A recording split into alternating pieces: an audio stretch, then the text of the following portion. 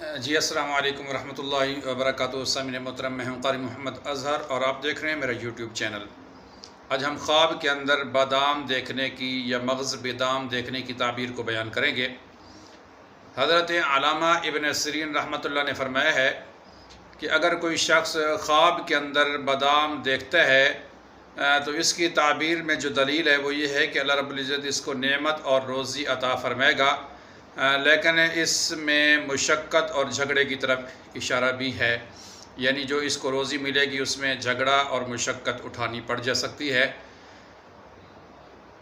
اور اگر خواب میں بادام پایا ہے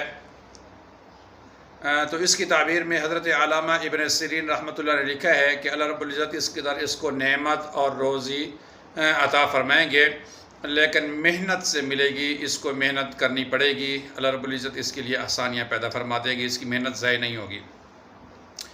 اور اہل تعبیر میں اس کی تعبیر میں یہ بھی فرمایا ہے کہ خواب میں بادام دیکھنے کی تعبیر علم ہے اور بیماری سے شفا ہے، اور اگر کوئی قید ہے تو رہائی کی طرف اس کی دلیل ہے، اور مغز بادام دیکھنا جو ہے اس کی تعبیر اور مزید بہتر اور اچھی ہے۔